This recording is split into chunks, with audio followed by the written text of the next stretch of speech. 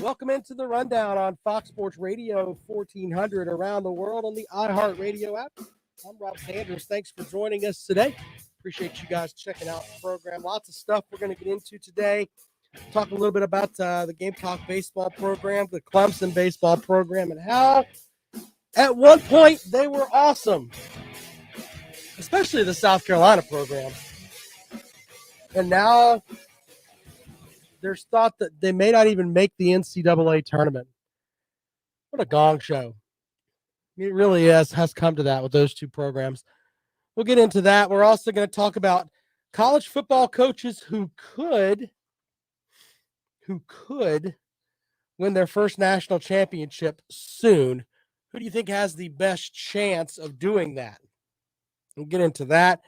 Also, the 9 long home winning streaks in college football. It's kind of amazing. So we'll get into that momentarily. But I got to start with, and I laugh at this,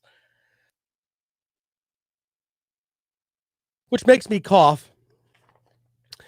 But Texas fans, we kind of mentioned this yesterday, they are still upset about the fact that their butt kicking from Alabama is going to be a noon kickoff, 11 a.m. kickoff in the state of Texas. So much so that they went to change.org, which is where if you want things to change, that's where you have to go, right? As I'm laughing at Uncle Lou's comment here, which congratulations to Uncle Lou, the YouTube sensation. 50,000 subscribers I just read. Congratulations to you, sir. But he just wrote in our feed here, I shared this video and my neighbor's club foot went away. Keep up the good work. Yeah, thank you, sir. Anyway, congrats on the 50,000 subscribers. But anyway, Texas fans are legitimately pissed off. They went to change.org because, as I said, that's where change happens. And they wrote the following. Make Fox put the Alabama game at night. And they said instead of competing with whatever game ESPN will choose to have at primetime, Fox Sports, like the cowards they are, elects to broadcast their marquee matchup of the day at noon. If Fox Sports wants to consider themselves as the ultimate college football broadcaster, they should compete with ESPN during primetime, not opting out from the challenge and submissively showing their game at noon to ensure people will watch it. Someone should tell Texas, maybe you're the problem. If they thought this game was going to be remotely close, which it's not, let's just be honest, they would probably consider maybe moving it around. But the reality is you're coming off a 5-7 season. Remember, your assistant coach was on the back of the bus yelling at players, and they thought it was funny to record it and share it with everybody else. So the people that always want these primetime games, maybe you should have the mentality of, maybe if our team was worth a salt, we could do that. We could be that team that's in that marquee spot. We could be in that 3:30 spot. It's kind of insane when you really stop and think about it. So when it comes down to it, the Texas fans are upset, and the reality is that they should fix it. Some comments from some folks online. Jeff says, as a self-avowed LSU apologist, Texas has some karma coming their way. I can remember them putting our band all the way up in the nosebleed seat in the full heat of the sun on a day when it was over 100. Oh, and they turned off the AC in the visitors' locker room. Boo freaking who, Longhorns. Yeah, I'm with you on that. Uncle Lou says he likes tailgating early. Okay. Or no, Jay says that. I'm sorry. Pagan Megan says not many ACC teams in those primetime spots. Well, and you know what? But the reality is you have to earn the right to be there. And earn the right to be there. 803-978-1832, 803-978-1832. That's the number to call if you'd like to join us here on the rundown. also got this list of coaches that are, they think, on the cusp of winning their first national title. We'll see who you think is going to get it first. We'll start with Mike Gundy from Oklahoma State. This season, I'm not saying they're going to win the Big 12, but I think getting Derek Mason out down there to run their defense is a big deal for them. But could the mullet be the guy that shakes it and finally wins a national title? Who knows at this point? We shall see. Do you like Lane Kiffin at Ole Miss? Of course, I think that this may come after Nick Saban leaves the SEC West, but he's definitely got that program on the way up. Dan Lanning at Oregon. Can he leave Georgia and go to Oregon and build a national championship winning program out west? I don't know if I want that name on the list or not. We shall see. You've also got Marcus Freeman at Notre Dame, which putting him on the list is just putting Notre Dame on the list. It's kind of the way it boils down to it.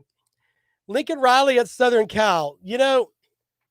I think Oklahoma was a better football environment than Southern Cal. If he couldn't win the national title at Oklahoma with the Heisman Trophy winning quarterbacks that he was able to get to come in there, I think that, that's probably not going to happen at Southern Cal. Steve Sarkisian at Texas. I don't understand the love for Sarkisian simply because, he did well when he was under the protective wing of Nick Saban at Alabama. But you also got to remember he's at Texas now, or he's got all the money that he could possibly want. And will he have the opportunity to do that at Texas? Peg and Megan says, how about Jimbo? We're talking about people winning their first national title. Remember, Jimbo Fisher had a rapist and several other things down at Florida State, and he won a national title. So there's that. Also, Brian Kelly with the LSU Tigers. You would think that going down there and not having the academic restrictions that he had at Notre Dame would be something that would finally help him get over the hump. But I think that there's two guys that are in the SEC West that are just waiting for Nick Saban to leave. They really, really are. And the other one, and this is the one that I think has the best chance within the next 3 years, is Ryan Day at Ohio State. I think they've got all the pieces to win right now, to be honest with you. They're the only team that's, in the northern portion of the country that I think has a legitimate shot at competing for a national title. The rest of them are all just clamoring to try to beat Ohio State. That's why Michigan pretty much set the world on fire when they actually beat Ohio State for the first time in 15 seasons, something like that. And you would have thought that they won the national title when they didn't. Big Barney Ross says Mark Stoops. Okay. Get into that. Hold on. 803-978-1832. 803-978-1832. Welcome into the rundown. Good afternoon. Hey, Rob. It's Colby. Hi, Colby. Hey, man. So I got two questions for you. First question is, who do you think is going to have a better year this coming up year? Brian Kelly or Jimbo Fisher? Probably Jim. I know you were just kind of talking about it. Yeah, I would probably go with Jimbo Fisher because I think Brian Kelly has got to solidify the offense down there at LSU. So I would probably go with Jimbo Fisher. Fair enough. Okay. Second question: are you coming to next year's Slob Olympics? I wasn't invited, but I don't know where it's going to be. Oh, it'll be right. It's in Charleston, so you'll be close. I'm debating upon that. We shall see. Okay, sir. All right, man. You have a great day. Appreciate it, buddy. Yep. Go Dogs. All right, there you go. Have a great day. 803-978-1832. 803-978-1832. Some comments. Jeff says Oklahoma State has 0 5-star players on that roster. the vast preponderance are 3-star. They're not winning crap. Well, fair enough. Jay says Ohio State needs to play Kentucky. Geographically, it makes sense, and they may help Ohio State's record against the SEC. Well, Kentucky doesn't want to do that. So remember, I think the only team they scheduled that's a Power 5 team is Indiana outside of conference play, if it's not named Louisville. Let's go out to the phones. Welcome into the rundown. Good afternoon. Hey, Rob. Scott from Hartsville. Scott, how are you? How about the coach for Notre Dame? Yeah, he's on the list. But he's on the list? Yeah, I think it's far-fetched to just put him there when he hasn't coached it down yet as a head coach. We don't know how good of a coach he is, and to say that he's in line to win a national title is kind of silly, in my opinion. Well, I mean, they had a pretty good team last year. Yeah, but he wasn't coaching them the full season. Oh no, but he was there. I mean, he wasn't like he just came from another school and doesn't know what he's getting himself into. Yeah, but there's a big difference between being an assistant and being the head dude. It's a big difference. Well, I mean, what are they going to do at LSU when Chip Kelly can't win the big game? Because he couldn't do it at Notre Dame. You mean Brian Kelly, not Chip Kelly, right? Brian Kelly. Yeah, Brian Kelly. Well, Brian Kelly's he could never win the big game at Notre Dame. The only big game he won was with Clemson with Trevor not there. Yeah, but Trevor Lawrence being out didn't cost Clemson that game. I mean, let's be honest. I mean, Uiagalelei threw for almost 400 yards. The problem with the Clemson that day was the defense, and that's what ended up shooting them in the foot. But but they were missing some players there too. Yeah, but the reality is that that's his only big win, and what did that end up getting him? Not much. How long are they going to be willing to wait at LSU? Not very long. I mean, they'll pull the carpet out from under him in a matter of seconds.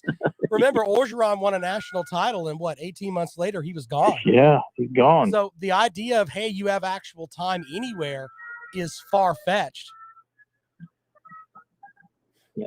And how about the new head coach down at Miami? How many years does he need to be there to kind of get the thing back up and going? Well, he's the guy that, I mean, they've got all their ducks in with him, and if he doesn't come through for them, I don't know where they go. To be completely honest with you, where do they go if Cristobal comes in with the pedigree that he has and the language that he's talking down there, and then he doesn't get Miami where they're pretty good? I don't know where they go. I mean, Miami may end up being a dead program. Yeah. How about Mike Norvell at Florida State? Is this his last year if he doesn't get to 9 wins? Yeah, I think that Florida State's a program in transition. We're gonna have the voice of the Florida State on the program in July, Mr. Gene Deckerhoff, who also is the voice of the Tampa Bay Buccaneers. I enjoy interviewing him. He's great, but he'll be honest with us, and he'll let us know exactly how he feels about Norvell and the way things are going down there. But Florida State, I mean, they're one of those teams that, it wasn't too terribly long ago they were one of the best in the country, and they've completely fallen off the planet. I think that Mark Stoops would be a good hire there. Well, but does Stoops want to go from Kentucky, where he can basically 8-4 himself to the Hall of Fame, to Florida State, where 8 wins is considered not very good? But he was there and was a big reason why they won that national championship with Jimbo there. Yeah. So he kind of knows, the lay of the land down there a little bit. Well, we'll see if they have the money and they want to do that. So they're already paying what now? Yeah, they'd be paying 2 coaches by then? Yeah. Or 3 if they get a new one. Yeah, I mean, but you know what? I think they're getting to a point now within athletic departments where they have a budget for buyouts. And yeah, if you don't have good results, they're going to get you gone quick. Yeah. Well, we'll be down in Clemson on Friday to catch the first game of the regional softball game. Oh yeah, the softball team playing pretty well. Baseball team needs to get their stuff together. If they lose one game to Boston College this weekend, which is the worst team in the ACC, they probably knock themselves out of the NCAA tournament. Yeah, I don't think they're going to make it. Well, their RPI says that they will if they sweep. So there's that. All right, man. Thanks a lot. Appreciate it. Have a great day. All right, 803-978-1832. You know, Mark Stoops moving down to Florida State. That's something that we haven't really talked about, but why not? If he wants, I mean, does Kentucky are they willing to have the commitment to winning in football that they do in basketball? Remember, there's money in Kentucky. I mean, they paid what, Calipari $8 million to not, to lose to St. Peter's and to not talk about it. So when they have that kind of money they can throw away, trust me, they can put some more money in football. But then even if they do, I mean, it takes more than just money. If it were just money, Oregon would be the best team in the country every year because of Nike. Let's go out to the phones, 803-978-1832. Welcome into the program. Good afternoon.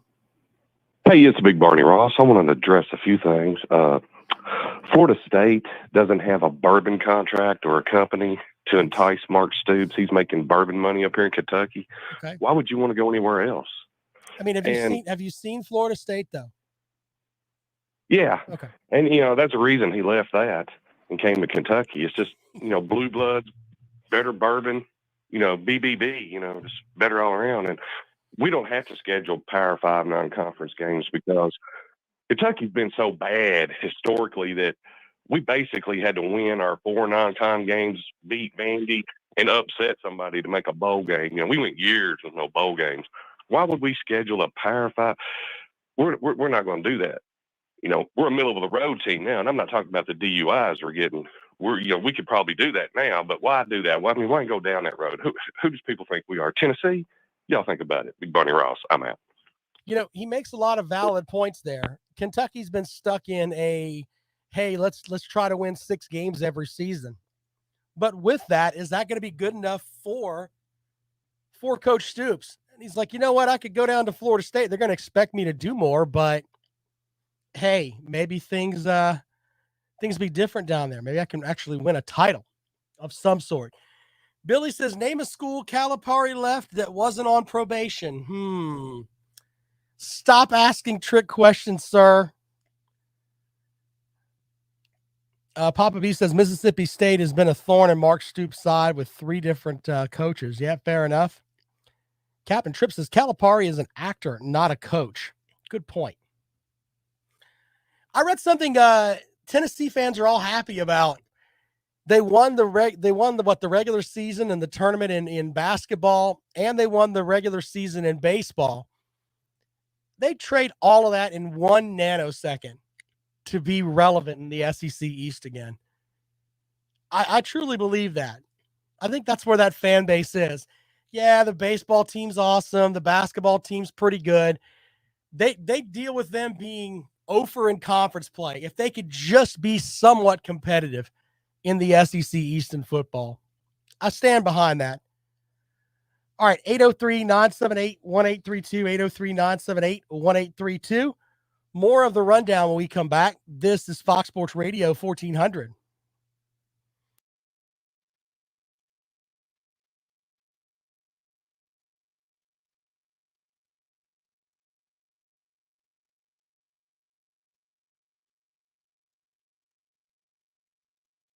No, I don't believe in Billy Napier's offense being that great. There, Papa B. I don't.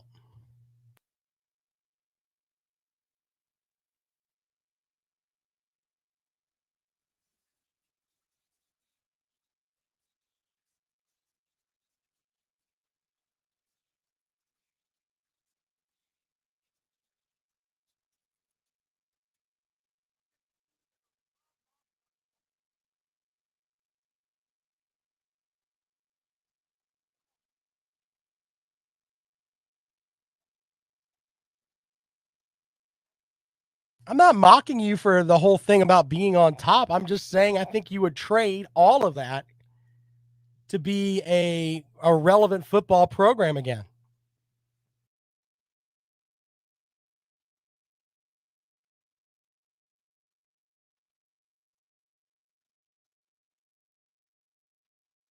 I don't even know what that is, guys. I'm sorry. Maybe you can help me with that. Send me something.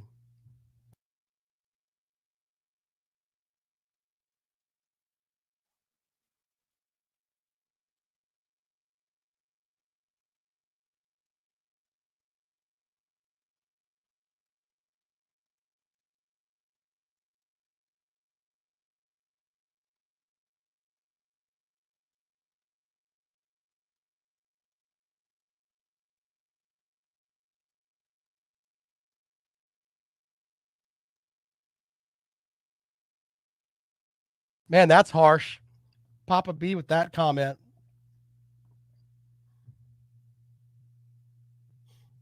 The new Vanderbilt. Ouch.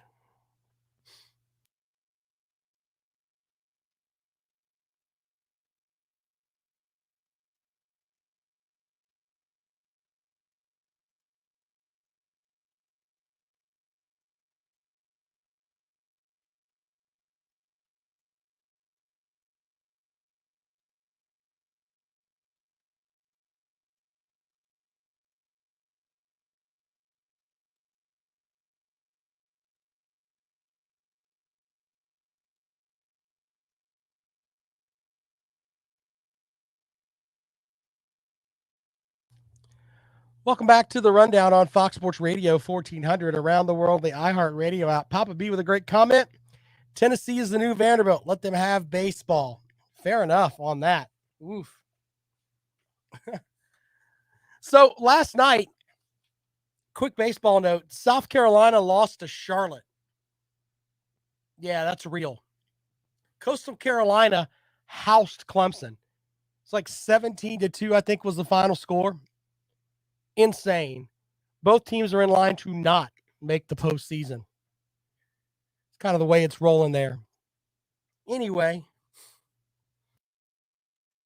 which coach do you think has the best chance of getting his first national title in the next 3 seasons? We'll go with that. 803-978-1832.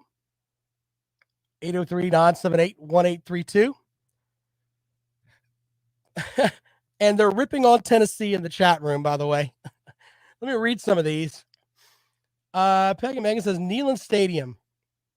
A sickly-looking hound, putrid orange squares, and 100,000 screaming Ruth Langmores. What's not to lose?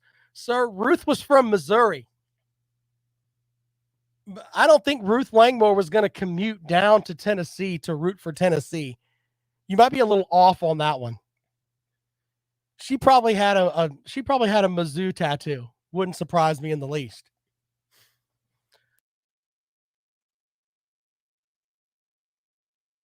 Having her there at Tennessee, I don't think she would travel that far. But I get what you're saying about the hound, how are you going to rip the hound, by the way? I mean, are you against like an actual like coonhound dog? What's wrong with you?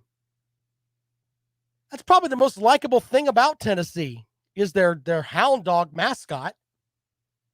Seriously. Then again, Peg and Megan's probably the guy goes fishing with his girlfriend. She has to bait his hook and take the fish off of his hook there. I firmly believe that. How can you possibly be against a hound? What's wrong with you? Billy fires back. At least Smokey can get up and walk around. Just sitting in an AC pound drooling. Are you mocking UGA 12 or whichever one it is? How can you not like the Bulldog? What is wrong with you? It's like Battle of the Dog mascots over there. Both of those mascots are great. UGA tried to square off with the that side of steak from Texas, Bevo. He wasn't scared. Gotta have some respect for that. 803-978-1832. 803-978-1832. Yeah, I'm all behind both Smokey and Uga, whatever Uga's number is. I'm all about the mascots that are out there. That's pretty cool. I kind of want to go to Baylor and see the Bears. Like I hear they have them in the middle of campus. Just two bears hanging out in the middle of campus. You know, PETA somewhere's having a stroke about that. 803-978-1832. I still want to do that, by the way. Next time PETA comes to town, I want a pig picking right across the street. Not joking. Get a sponsor for that. Have an actual live pig picking right there across the street from wherever PETA's doing their next thing here in Columbia. I'll do that. I'll waive the talent fee and go out and do that for nothing. Hell, I'll pay for the barbecue. The look on their faces of just horror as we all sit around and eat barbecue and laugh at them. Oh, that would just make my existence. 803-978-1832. Texas fans, as I said, are upset. Do they have a legitimate gripe, or should they just shut up and be happy their game's televised? And by the way, Texas should get used to this because they're going into the SEC.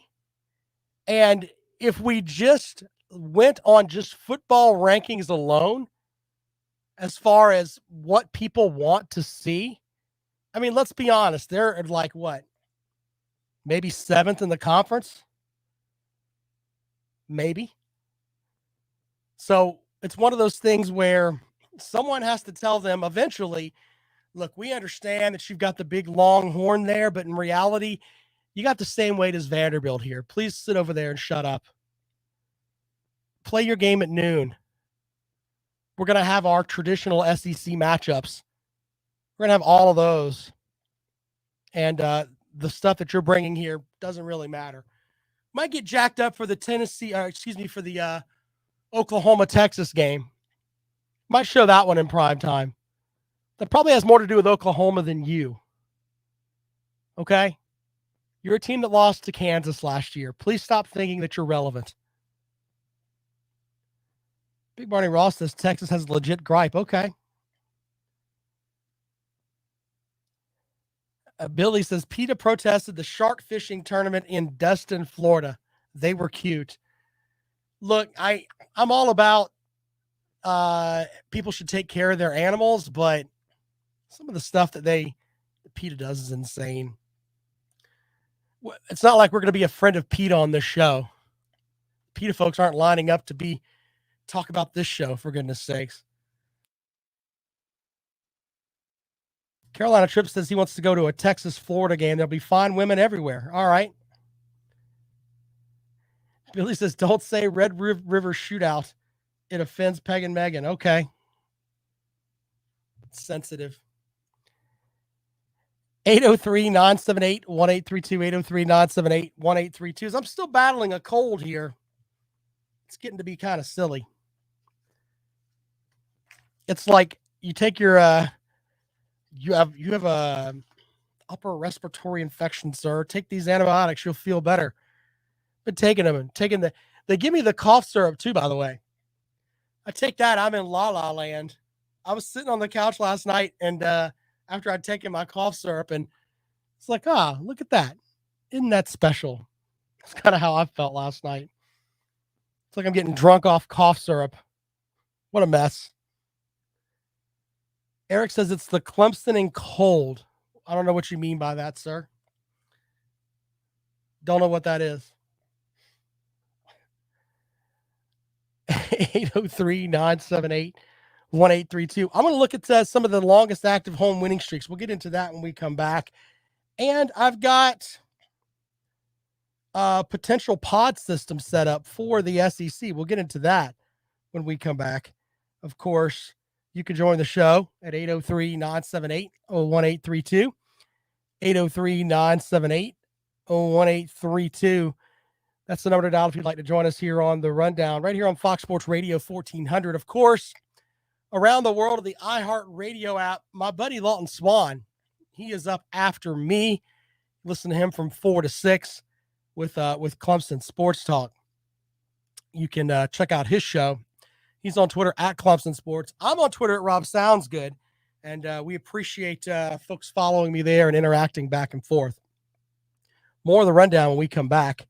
This is Fox Sports Radio 1400.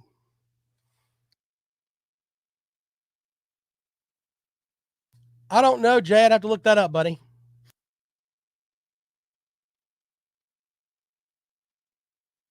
Yeah, tonight's Rob and Kale show is a cool show. We're doing what if South Carolina and Clemson flip schedules?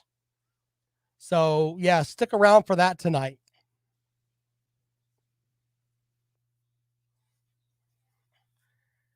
Did the Reds win last night? No, they didn't. Stop lying.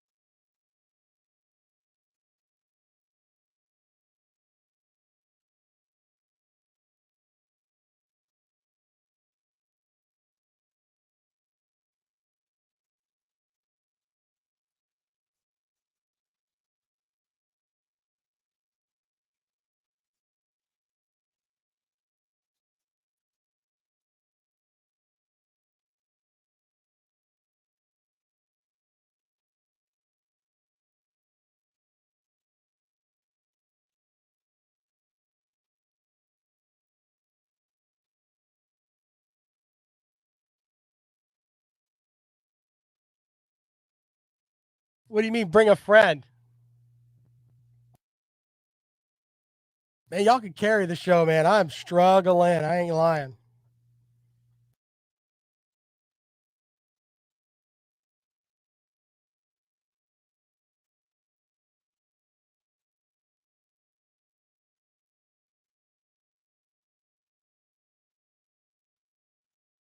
Jesus.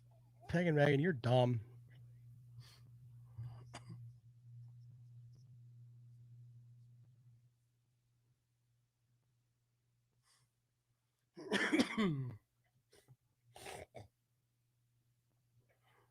Welcome back to the rundown on Fox Sports Radio 1400. Of course, around the world on the iHeartRadio app. My name is Rob Sanders. Thanks for joining us today. By the way, there is a report that Clemson may be in line to make the NCAA tournament. Here's the thing, though. Baseball America has Clemson as the very last team in the field, and guess where they're heading? To top seed Tennessee. Burp, burp, burp, burp, burp, burp.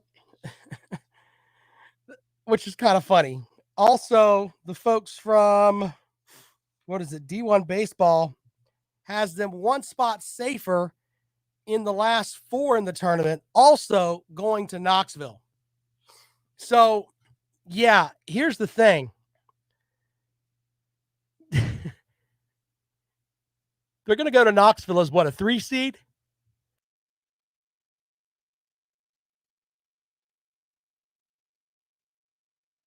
What a mess. What an absolute mess. Especially after they lost 17-2 last night to Coastal Carolina. And I'm not mocking Coastal Carolina. They've got a national title in baseball. But, oof. All right, so this article crossed my path about the 9 active long home winning streaks. Number 9 in the country is UTSA, the Roadrunners. I didn't know they still played in the Alamo Dome. I thought that George Strait closed down the Alamo Dome and, strummed his way out of there, and then they just blew up that thing, and they were on their way out. But apparently, they still play there, and the Roadrunners have a 10-game winning streak there. Also, NC State, their winning streak is at 10 games at Carter Finley Stadium. That's a cool place to go, where they got the wolf howling and everything else.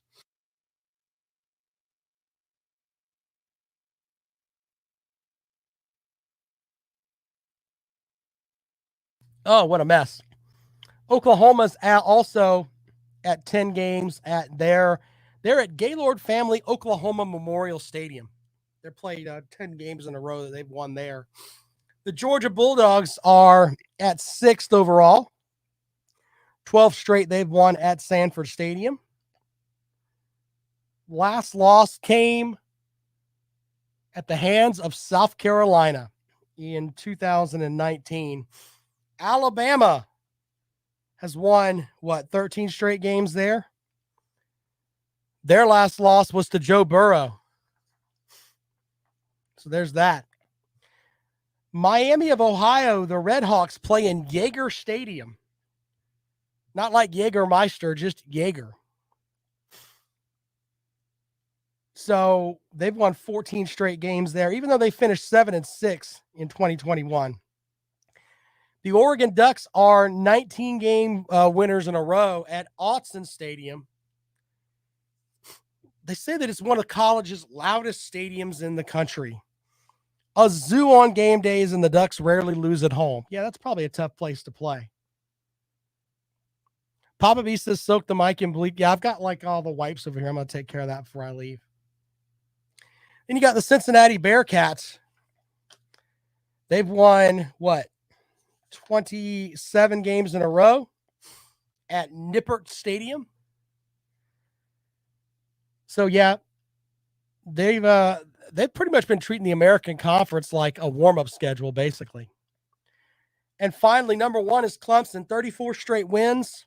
Their last loss at home was to Pittsburgh in November of 2016. They lost 43-42. I think that's the night Deshaun Watson threw for almost 500 yards, something like that.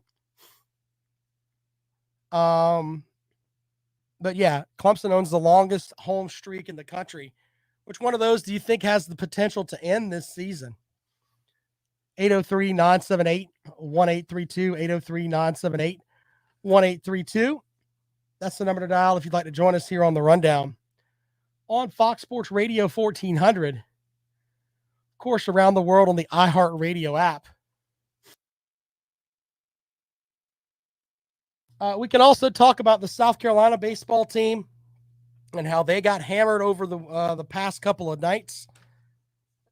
Or they lost, to Kentucky, and then they lost to Charlotte. Mark Kingston, is he on the way out? Be kind of crazy because in theory, in like an 18-month period, South Carolina could have changed out football coach, men's basketball coach, and baseball coach.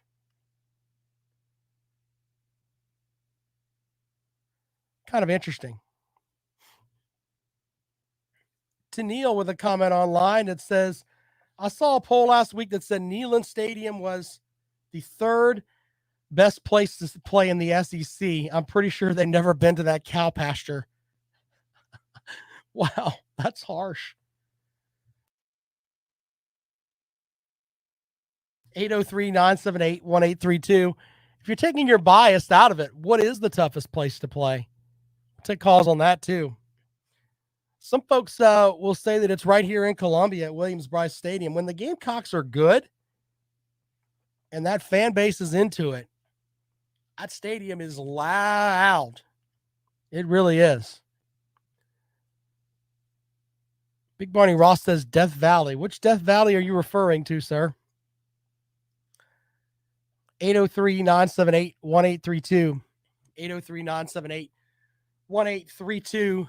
That is the number to dial if you'd like to join us here on the Rundown. Billy says Tennessee is still renovating. Okay, well, I mean, got to renovate to be great.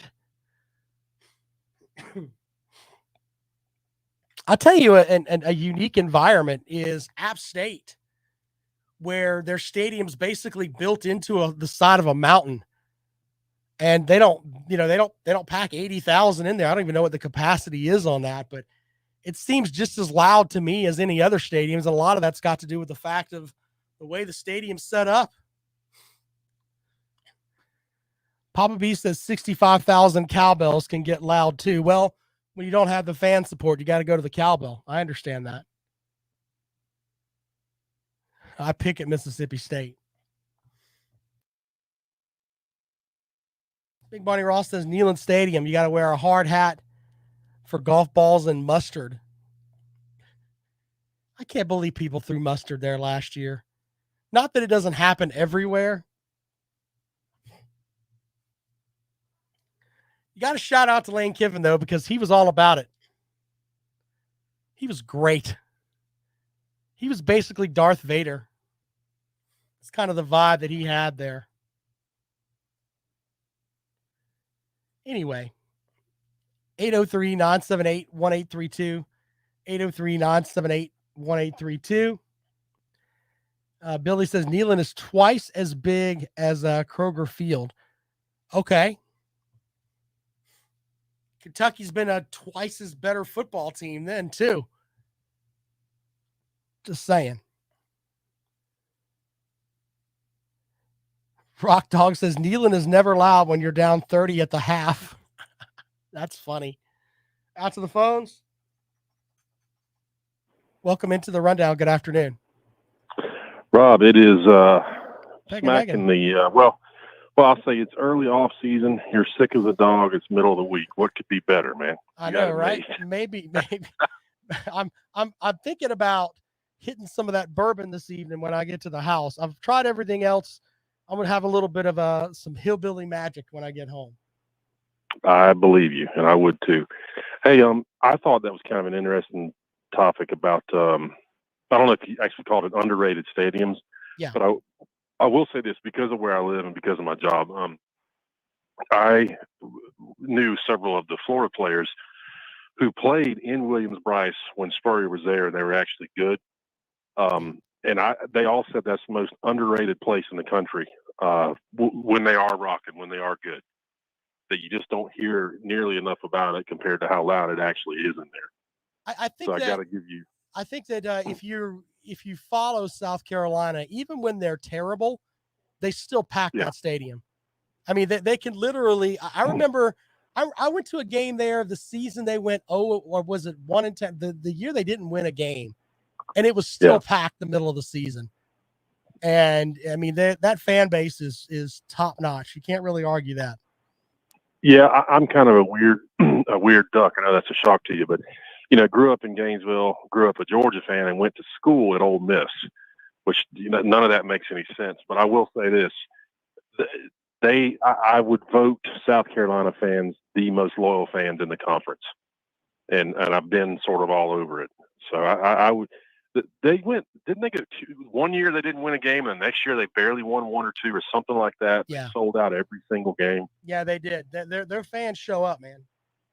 Yeah. You can let that happen at Florida, Georgia, wherever. That's not going to happen. That's not going to happen. I'm telling you right now. So kudos to those guys. I will say the other stadium that I don't think you hear enough about is over at Oregon at Autzen Stadium. I've not been there yet, but I've heard the atmosphere is absurd. Yeah, it is. I was there one time with a friend many years ago, and it was absolutely deafening in there. So I have been to App State, and I know that they're a smaller school, but the way that stadium, as I said, it's built into the side of a mountain, and it is loud as hell in there. Yeah, I mean, it's crazy loud. Well, we all joke about Tennessee. Not, of course, nothing to do with Billy at all, but their stadium's one of the nicest I've been to, and it's, obviously being on the river and being absolutely enormous. We joke around with them, but that is a beautiful, beautiful stadium and a great college town. Yeah. So I'm waiting for some Georgia fans to get a yacht and just take over that whole Navy thing they've got down there with just a big Georgia flag. I mean, what are they going to do? They just run John boats up in there anyway, right? So just get a yacht and run up in there, see what happens. Well, it's similar as to what happens on the St. John's every year in Jacksonville. They pretty much do that. That's kind of funny. Yeah, and it's something to see. But unfortunately the gang and the homeless activity right there at the landing in Jacksonville kind of ruined all that. It's pretty much gone now. So well, hell, even Hollywood agrees with that. He I congratulated him the last time he came back on the show because he said he went down to Jacksonville, spent a week, and didn't get shot. I was congratulated him for making it through. So yeah, not a fun place, and I still say that's going to have something to do with series going to a home and home. Well, it should be a home and home anyway. I mean, let's just be honest. It should be. I mean, Auburn and Alabama play home and homes. That's a big SEC series. It should be that way. The neutral site game just irritates the hell out of me. I don't get it at all. See, I loved it back years ago when it was still somewhat safe. I loved the atmosphere. It's just something. If you grow up going to that game, and especially when you live nearby, it's just a fun time of year and a very unique spot. So I love it. I loved it where it was, but it's that city's changed so much. It's just not very safe anymore. But I got to get back to work here, Rob. 43-18. Have a great day, man. We appreciate it. All right, more of the rundown when we come back. This is Fox Sports Radio 1400.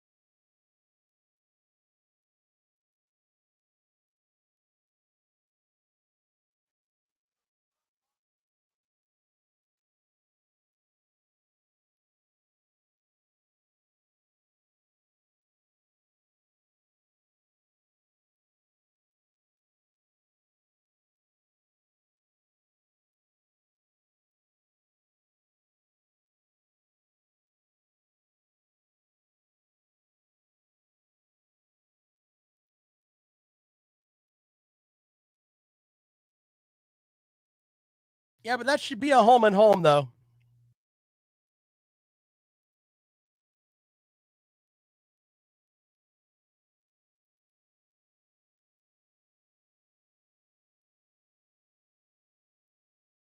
Hello, Neo.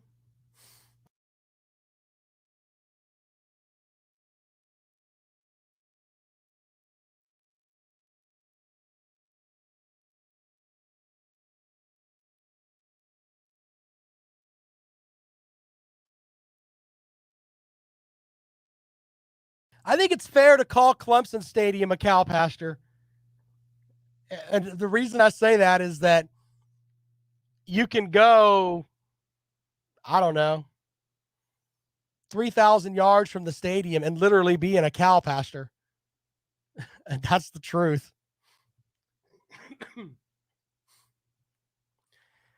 I'll tell you how, like, if you go over to TigerNet, folks don't know about TigerNet, tigernet.com, they do nothing but Clemson sports stuff. One of their top trending headlines today is that Clemson is finally getting a second Chick-fil-A. Not joking. That's one of their top headlines today, that Clemson is getting a second Chick-fil-A.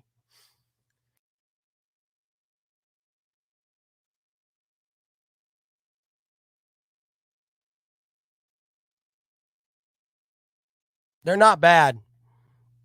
What's the other thing? Oh, I thought it was funny too. I read a book on some recruiting stuff, and they were talking about how in the 70s and 80s that to help recruit black students to Clemson for the football team, they set up fake fraternities and sororities and had these parties that were there when the recruits were there. Just so they could think that they had a black culture on campus when they didn't. What a sham that is.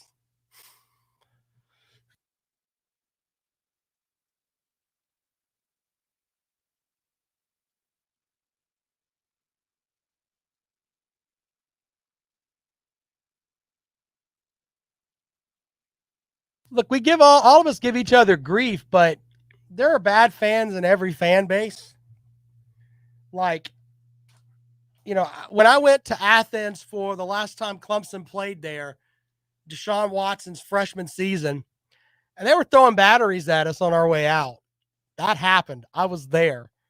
Now, on the other hand, the Georgia folks that we partied with at the beginning of the game, it was the best tailgate that I've probably ever been to, with some of the nicest folks ever. I mean, we were tanked up on homemade moonshine and everything else. So That was different. There were idiots throwing AA batteries at us. At least they weren't C-size.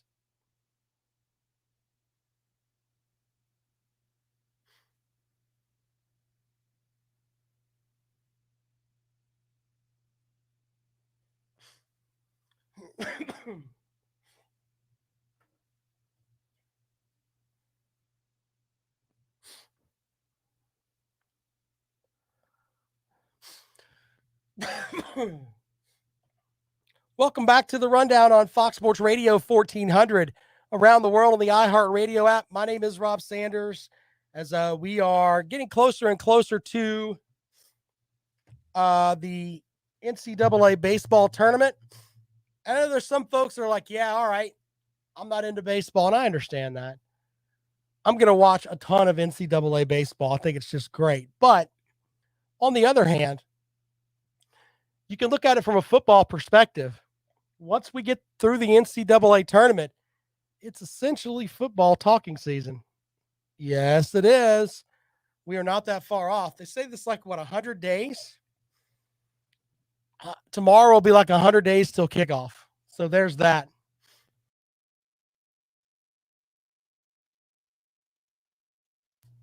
(803-978-1832) as we take some calls this afternoon. By the way, this came just down the line. College football 25-man initial counter rules waived for the next 2 years by the NCAA. College football coaches will now have more flexibility in roster construction thanks to a new waiver approved by the NCAA's Division I Council on Wednesday. They will waive the annual signing and initial counter limits for the 2022 and 2023 academic years, allowing schools to provide aid based on the overall roster limit of 85 scholarships for FBS football programs. In FCS, schools will be allowed to offer aid up to the annual equivalency of 63 scholarships. The combination of the new one-time transfer rule and the extra year of eligibility due to COVID-19 has resulted in increasing numbers of players entering the transfer portal. Thanks to a rule capping initial counters in each class at 25 players per year. Previously, there was no way for programs to add players, so they already signed the maximum allowable number of players, but now they can do that. So now what's basically going to happen is that I think that with this, you can actually, if you want to go out and get some more players, now you're going to have some space. The council also voted Wednesday to relax the requirements for FBS leagues regarding conference championship games, which will allow each conference to determine the method for identifying the participants in its conference championship games. Well, I mean, the Big Ten did that last year with Ohio State. They just determined they want Ohio State in the playoffs. And so the fact that Ohio State essentially probably didn't have enough games to win their division, that was the year before, something like that. Either way, that's the way that it rolls now with they're taking the cap off of the 25. So you can have more than 25 as far as your count goes heading into the season. All right. It's kind of funny, some of the comments that are over in the chat room. I want to read some of them, but some of them are a little bit off kilter. You can follow along on the Fox Sports Radio 1400 Facebook page. We appreciate that. I'll read Kirby's Visor's comment. Actually, no, I can't. Let's just say he's implying that someone is small and has energy. So, yeah. There's that. Here's a comment. Hillbilly, it's 2022, not 1972 anymore. We'll just end the show on that. Thank you, Kirby's Visor. All right, the rundown is brought to you by Mazda of Columbia, MazdaofColumbia.com. Be sure to go and buy yourself a car from Greg Hood if you need a car. My name is Rob Sanders. I'm on Twitter at Rob Sounds Good. We'll see you tomorrow. All right, new Rob and Kale show tonight where we flip schedules. Should be fun. See you guys at 9:30. Talk to you guys later on.